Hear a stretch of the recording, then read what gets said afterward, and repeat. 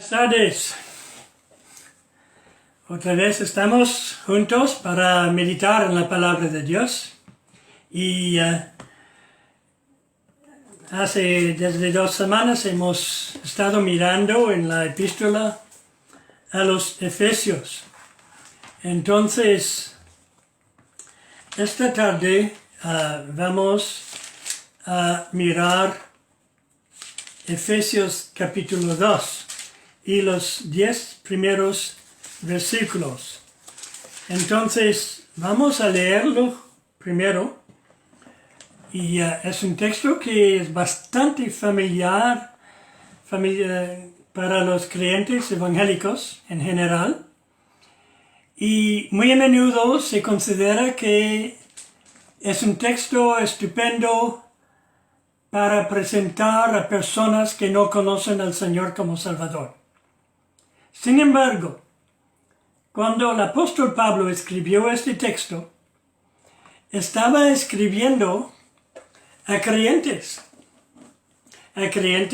que habían sido bastante enseñados ya. Entonces es muy importante que los creyentes lo entendamos bien. De ciertas maneras necesitamos estarlo aplicando a nuestra vida continuamente. Entonces, voy a empezar a leer. Capítulo 2, versículo 1. Y Él os dio vida a vosotros, cuando estabais muertos en vuestros delitos y pecados, en los cuales anduvisteis en otro tiempo, siguiendo la corriente de este mundo, conforme al príncipe de la potestad del aire, el espíritu que ahora opera en los hijos de desobediencia, entre los cuales también todos nosotros vivimos en otro tiempo, en los deseos de nuestra carne, haciendo la voluntad de la carne y de los... no tengo mis lentes. De la carne y de los... y de los pensamientos, y éramos por naturaleza hijos de ira, lo mismo que los demás. Pero Dios, que es rico en misericordia, por su gran amor con que nos amó, aun estando nosotros muertos en pecados, nos dio vida juntamente con Cristo. Por gracia sois salvos. Y juntamente con Él nos resucitó.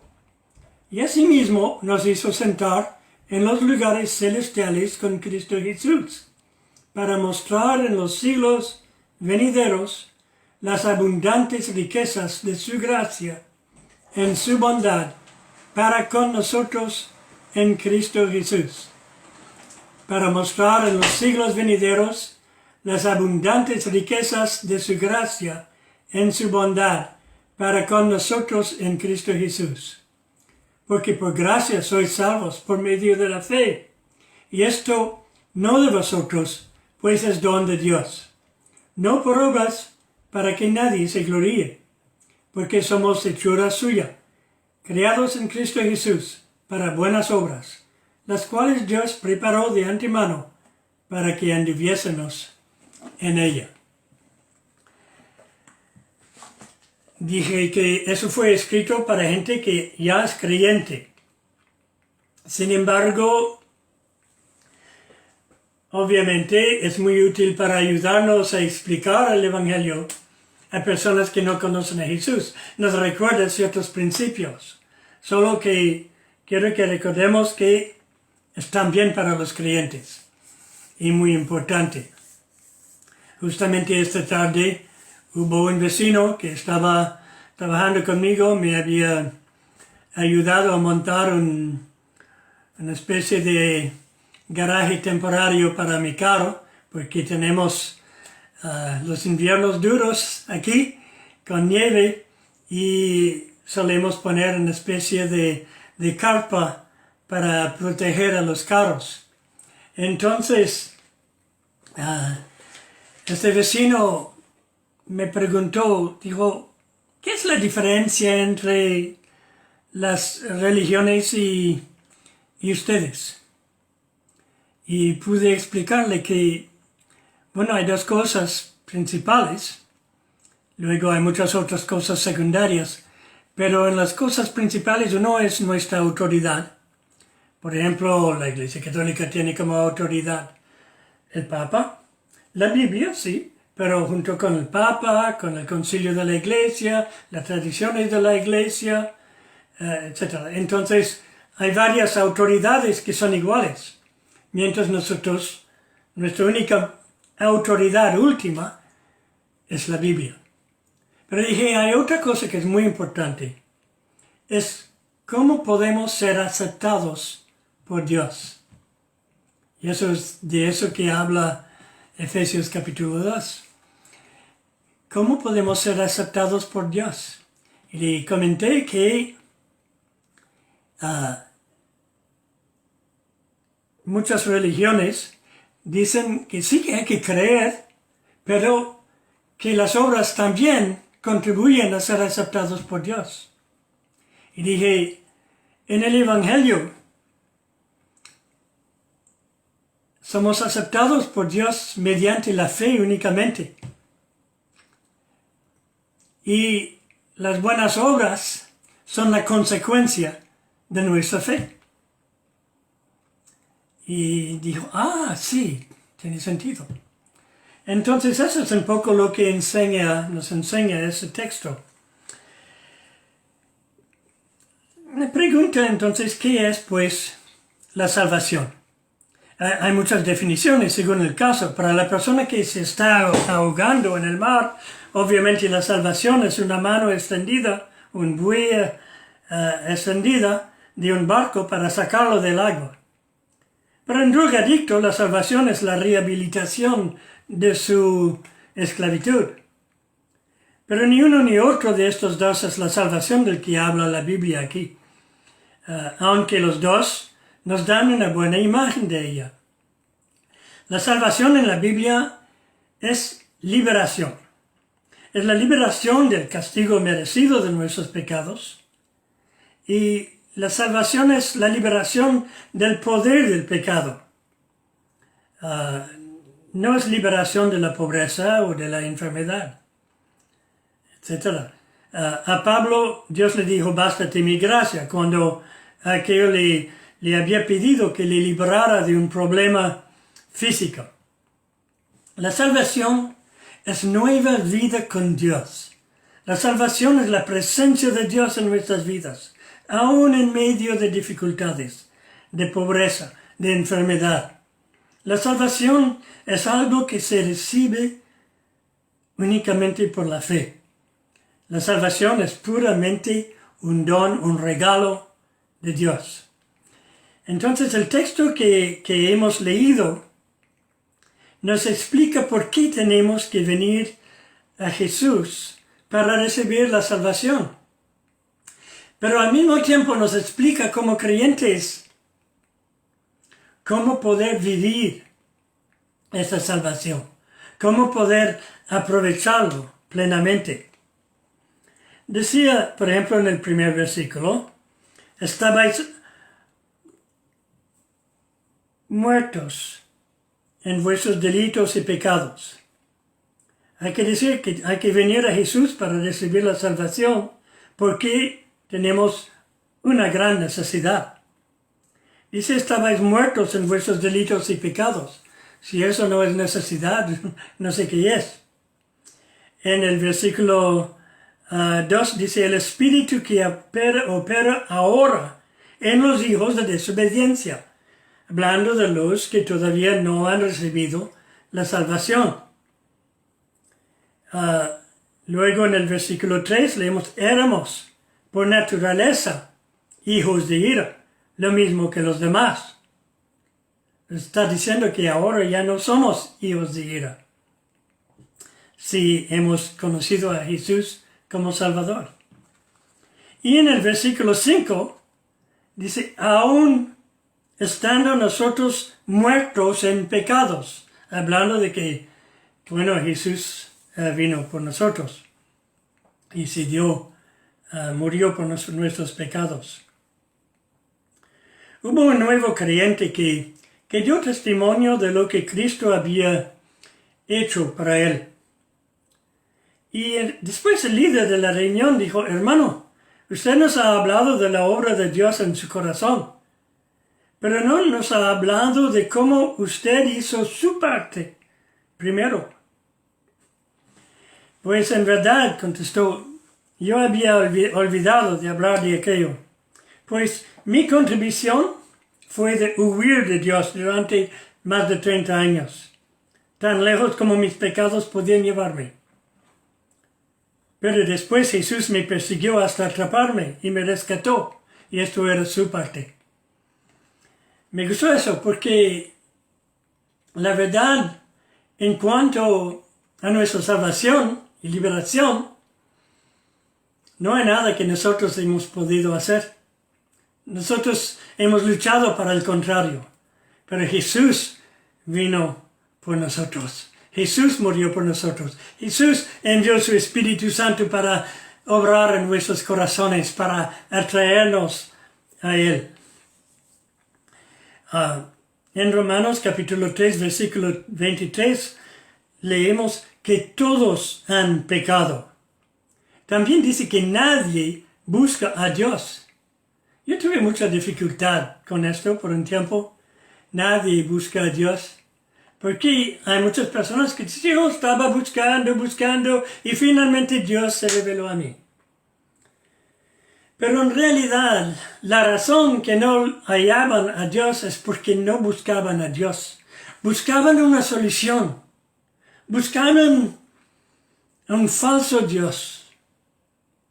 Y no pudieron hallar a Dios hasta que Dios mismo se revelara a Él. Porque lo que él buscaba no era Dios. No era Dios. Lo que usted buscaba antes de ser salvo no era Dios. Lo siento decirle, pero no era Dios. Estaba buscando a un Dios. Quizá un Diosito, como algunos lo llaman. Un Dios hecho a su imagen. Y en vez es Dios que le halló, Dios que le encontró, el mismo Dios que le hizo a la imagen de Él.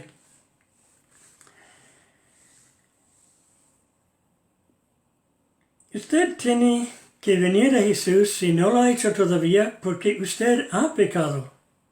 Y Dios no le puede aceptar así.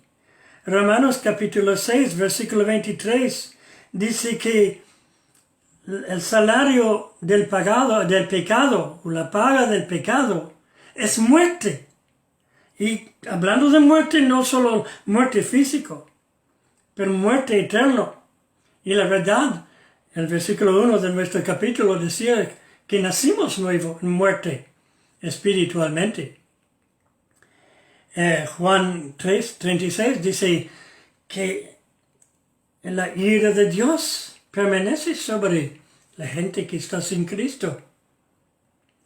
Entonces, se necesita a Jesús, obviamente. Sí, dice, sí, pero eso no es buena nueva. Pensaba que evangelio quería decir buena noticia. La buena noticia es que no necesita quedar así. Porque Dios nos lleva a la vida en Jesús. Dios nos da vida nueva.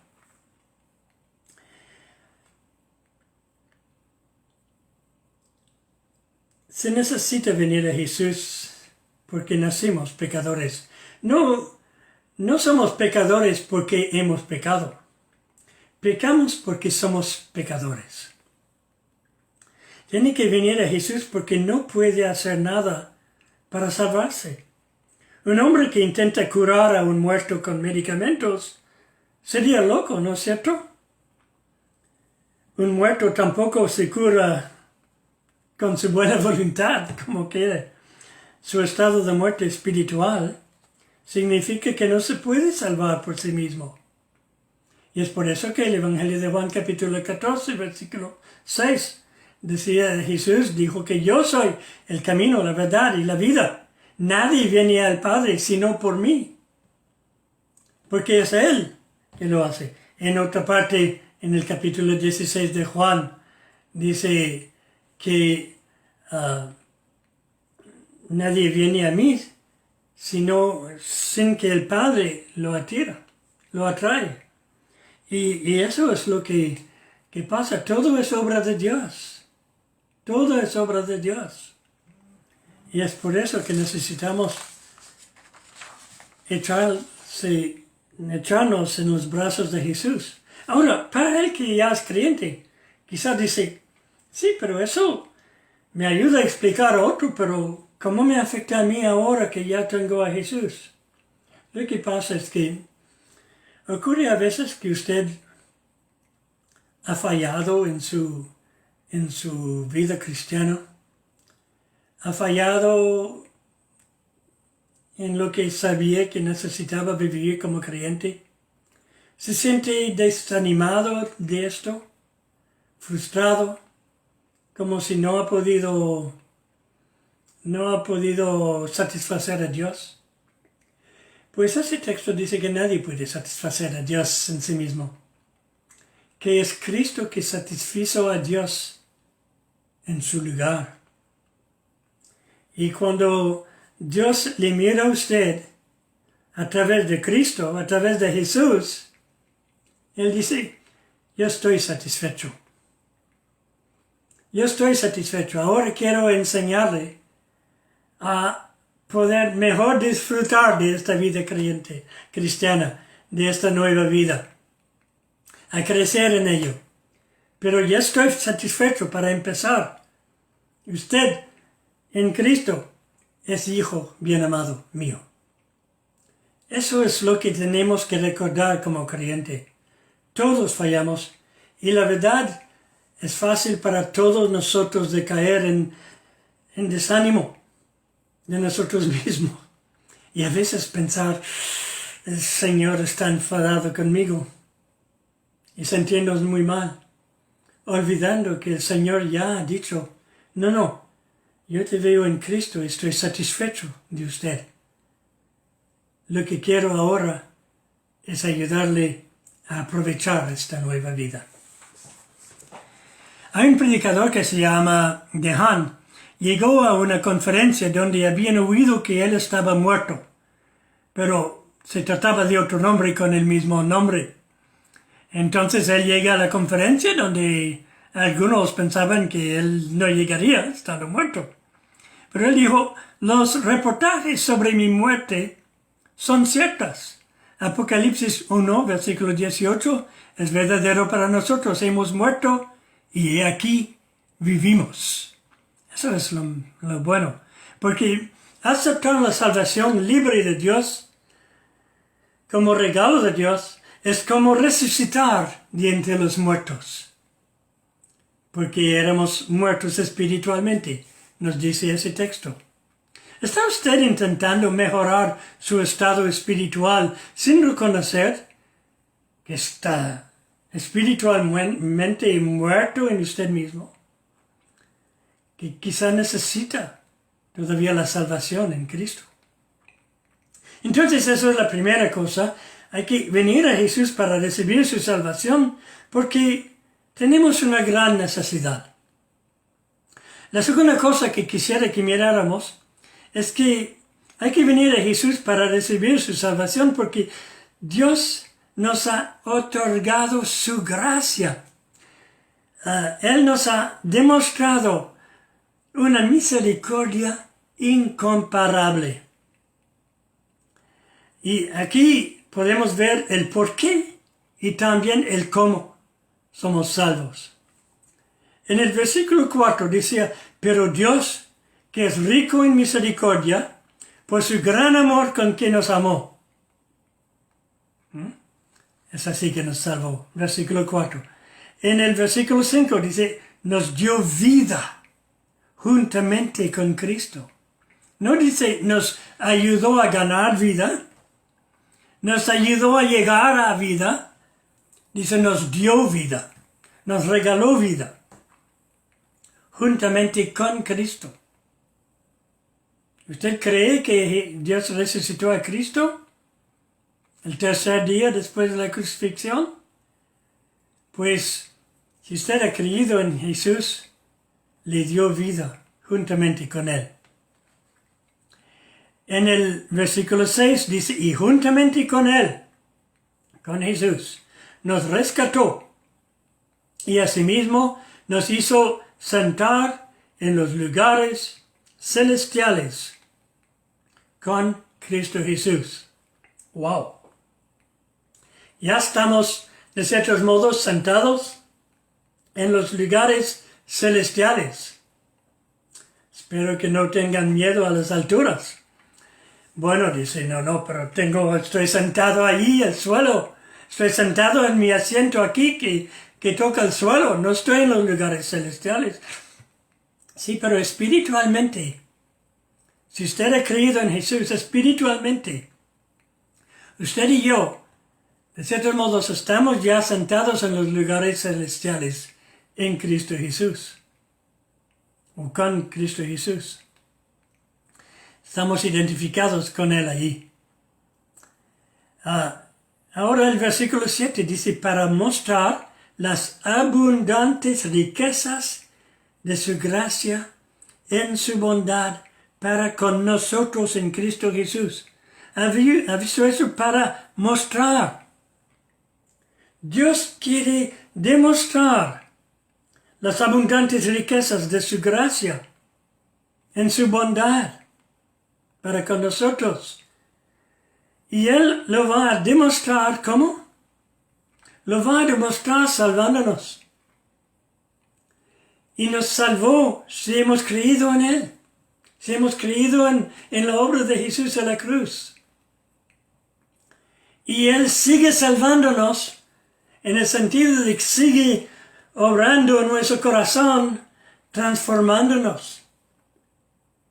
Y claro que un día, pues seremos físicamente también salvos porque tendremos un nuevo cuerpo glorioso, como nos enseña 1 Corintios capítulo 15. Y bueno, ya hemos visto en el versículo 8, la parte que más se conoce, porque por gracia sois salvos. Por gracia. No por algo merecido. No es, pues Dios ha hecho su parte y usted ha hecho su parte. No. Por gracia.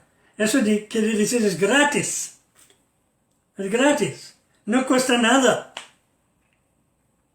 No cuesta nada. ¿Usted ha recibido una invitación a comer en casa de alguien alguna vez? Y cuando recibió la invitación y fue a comer en casa de este amigo, ¿se ha atrevido después de decir, bueno, yo quiero pagar en parte? Me parece que sería un insulto. Pues no intenta pagar por su salvación. Porque ya no sería por gracia. Ni siquiera ayudar a pagar. O compensar tampoco. Si usted va a hacer obras para el Señor, si usted va a servir al Señor, vivir por el Señor, es por puro amor. Por puro amor, sin agradecimiento y amor. No para intentar compensar y participar a su salvación, como si Jesús no hubiera hecho suficiente ahí en la cruz, cuando murió por los pecados, cuando sufrió la vergüenza ahí, desnudo en la cruz, y todo el mundo burlándose de él, y el mismo Padre desviando la mirada de su Hijo, porque Él tomó la ira de Dios en nuestro lugar. ¿Cree usted que eso no es suficiente para pagar, para merecer nuestra salvación? Él lo mereció. Para nosotros es pura gracia. Y en el versículo 10, porque somos hechura suya. Siempre la obra es suya, no nuestra, suya. Habiendo sido creado para hacer las buenas obras que Él ha preparado por nosotros, para que lo hiciéramos, claro. Pero somos hechura suya. Y si usted ve a alguien, algún creyente que parece, no sé, mejor que usted, da gracias a Dios. Alégrese por él. No sea celoso. Alégrese por él. Y gracias a Dios, mira cómo Dios se glorifica en esta vida. Y si hay algún ejemplo que usted puede seguir, pues bien. Pues bien. Pero no tienes que compararse con otro. Porque esta persona es hechura de Dios, hechura suya. Y usted es hechura suya. Su nueva vida es obra de Dios.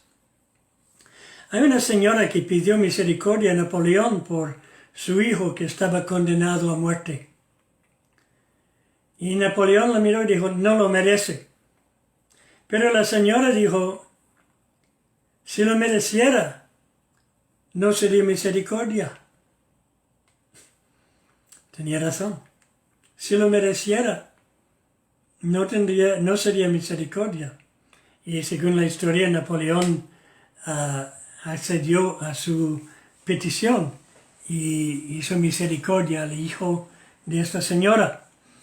De paso, yo no meto la mano en el fuego por ese tipo de historia, pero es una historia que ilustra la misericordia de Dios, o la definición de misericordia. Cuando usted acude a Jesucristo, tiene que venir a Él con las manos vacías. ¿Puede imaginar a un juez que exigiera que viniera con dinero para que Él le hiciera justicia? ¿Qué opinaría usted de Él? Corrupto, ¿verdad? Pues Dios no es un juez corrupto sin honradez. Jesús ya ha pagado para la salvación de usted. Dios no está pidiendo que usted le pagara algo para que usted sea más salvo o mejor salvo, ¿no? ¿En qué pues consiste esta gran salvación? Pues la Biblia dice, nos llevó a la vida con Cristo. Nos hizo sentarnos en los lugares celestiales con Cristo. No estamos ahí físicamente todavía, pero estamos ahí en nuestra posición espiritual. Por eso esta gran salvación es algo absolutamente irreversible. ¿Cómo hacer bajar del cielo lo que ya está ahí? Por eso la Biblia llama a los creyentes los santos. Cuando la Iglesia Católica llama a alguien santo, ¿no? Primero creo que la palabra es bendito y luego santo, está declarando que la persona ya es irreversiblemente salvo, ¿no? Y no me gusta la teología de ellos sobre los santos, pero ilustra lo que la Biblia dice de cada creyente. Ya somos santos. Jesús vino para darle una vida nueva, una vida espiritual, la salvación, el perdón, la vida eterna, y todo por gracia. ¿La quiere recibir? Porque Él pagó un gran precio para conseguirlo para usted. ¿Ya lo ha conseguido? Mi pregunta es, ¿lo está disfrutando? ¿Lo está disfrutando plenamente? ¿Por qué no venir a Jesús y echarle nuevamente entre sus brazos? Señor, gracias por esa gran salvación que me has hecho.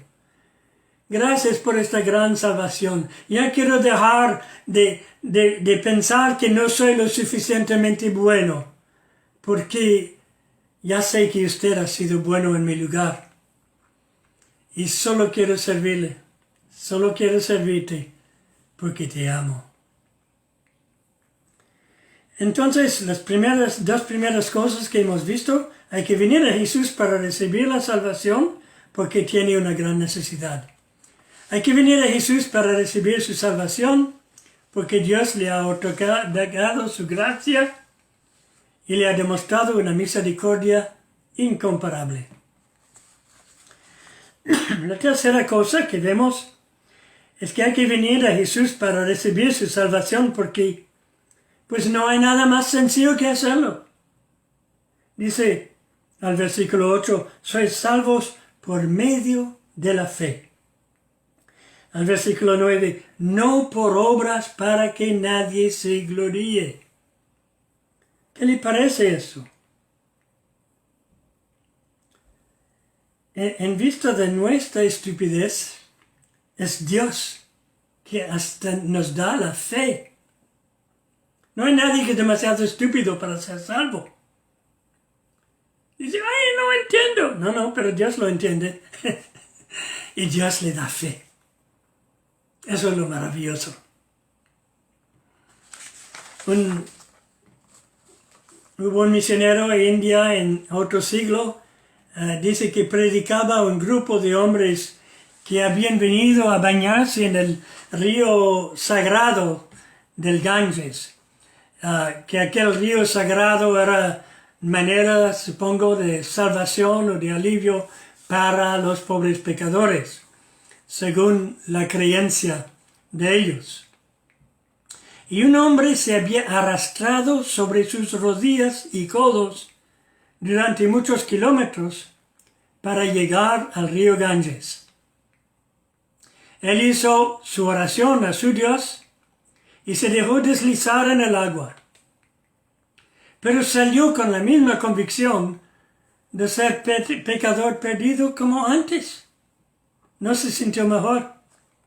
Entonces oyó al misionero que contaba la historia maravillosa de la gracia de Dios, como Cristo había muerto en la cruz para salvar a los pecadores, que Él sufrió en nuestro lugar.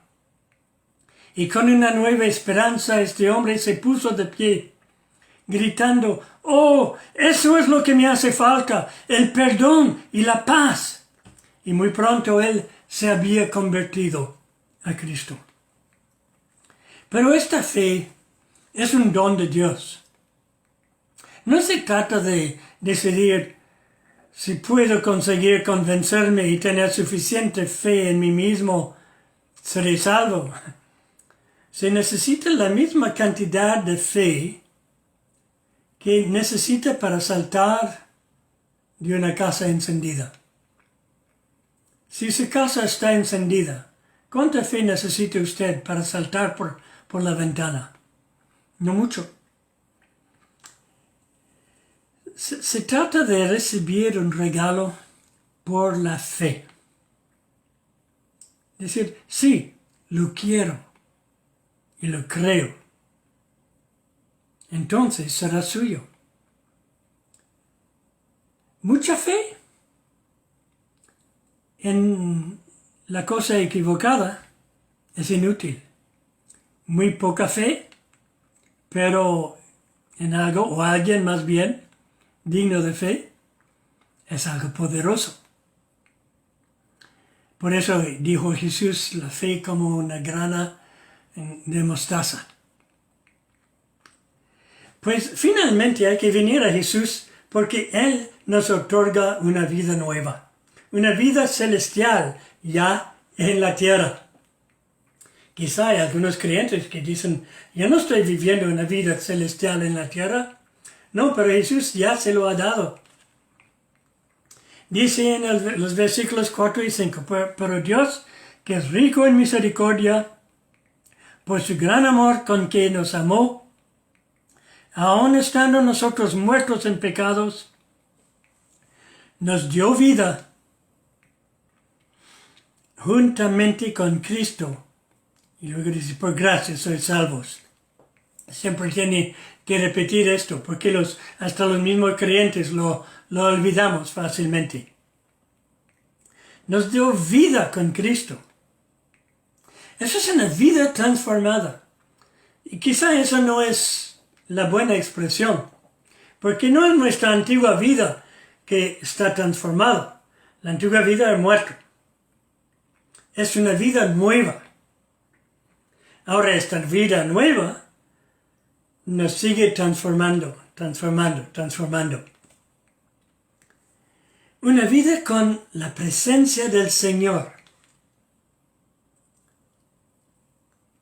usted participa ya a la vida de Jesucristo. ¿Se da cuenta de esto? Se está participando en la cosa más rica, más estupenda, más fuerte, más maravilloso que nunca haya existido.